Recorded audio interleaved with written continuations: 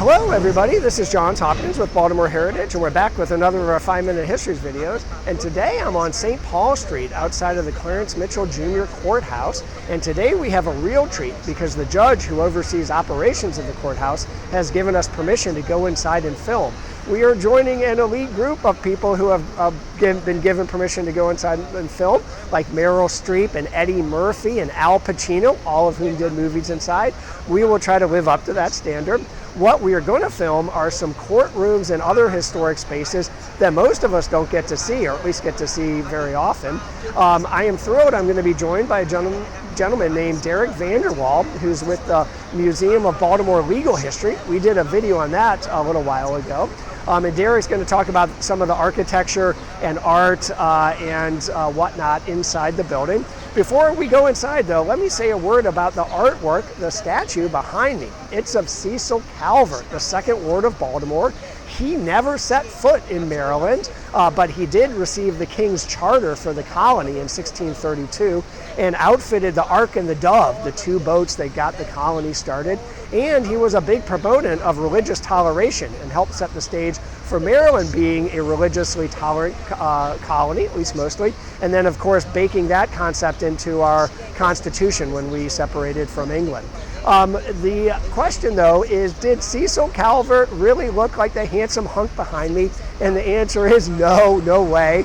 The sculpture was erected in 1908. It was done by an artist named Albert Weinart, who also was commissioned to help design the Thomas Jefferson Room at the Library of Congress, that fantastic historic interior space.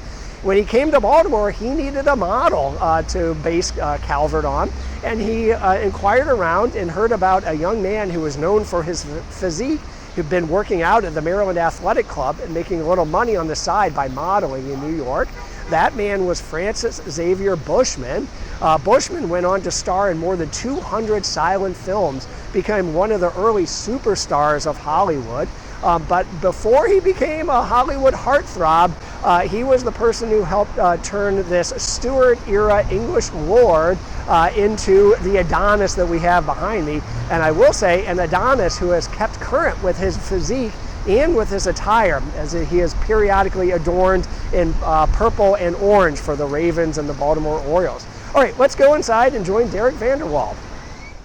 Thank you, Johns. My name is Derek Vanderwall, and it is my pleasure to welcome you inside the Clarence M. Mitchell Jr. Courthouse. Now, in the late 19th century, Baltimore City was a growing city. It was growing in population and prosperity, and it needed a courthouse to keep up with its status.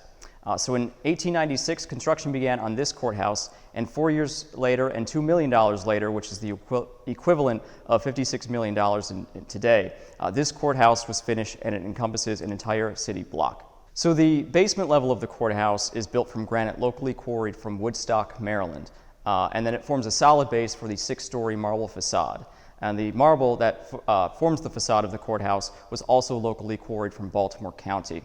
The Calvert Street entrance is beautiful in that it displays 8 of the largest monolithic marble columns in the world, each weighing over 35 tons and measuring over 35 feet in height.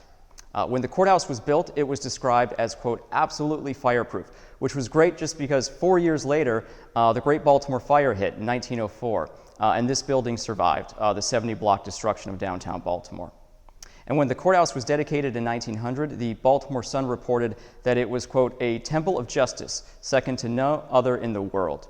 Meanwhile, famous Baltimore journalist and essayist H.L. Mencken referred to this courthouse as, quote, this noble pile. But the Mitchell Courthouse is much more than a courthouse. It is also home to one of the oldest private libraries in the United States, as well as the Museum of Baltimore Legal History. It also sort of functions as an art museum because it has some of the most beautiful artwork in Maryland, if not the world, and some of the most beautiful courtrooms as well.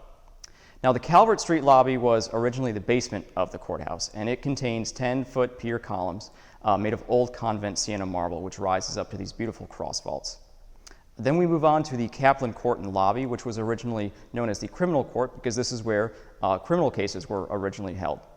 Now, the lobby itself is 64 feet long, 38 feet wide, and 25 feet high, and it is surrounded by 16 Numidian marble columns and walls faced with the old convent sienna marble that we saw in the Calvert Street lobby.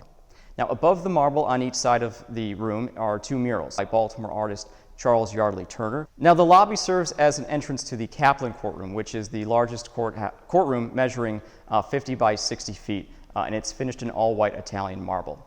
Now, flanking the Kaplan lobby are two stained glass skylights designed by the New York firm of Heinegge and Bowen, which was a rival of the more famous Tiffany stained glass firm. So above the northern staircase are figures representing justice, mercy, religion, and truth. And above the southern staircase are figures representing courage, literature, logic, and peace. Now, the stained glass is not the original because in the 1920s, these skylights were covered and largely forgotten about until renovations were performed in the 1980s, and it was discovered that the glass in the skylights was either broken or missing, but we were able to recreate the skylights using photos of the originals. So next we'll move on to Courtroom 600, which historically was the Supreme Bench Courtroom. And this is unique because it's entirely circular and it has a coffered skylight dome supported by 16 elaborate marble columns. And running along the base of the dome are inscribed the names of 24 of Maryland's early legal legends.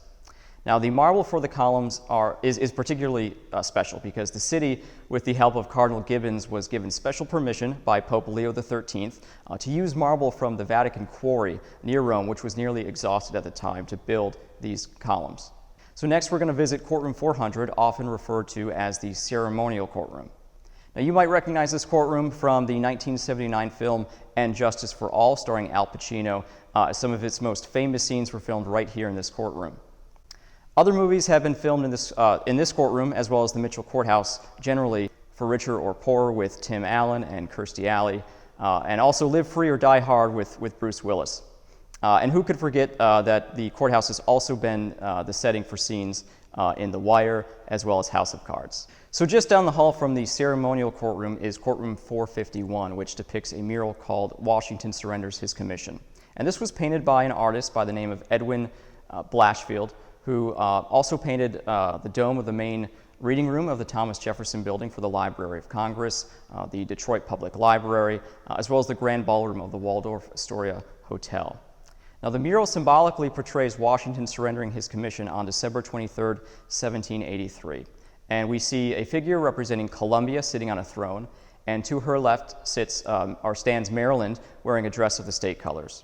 And behind her stands War, who sheathes a sword. And then following Washington are prosperity and commerce, and then there's a figure representing history recording the entire scene.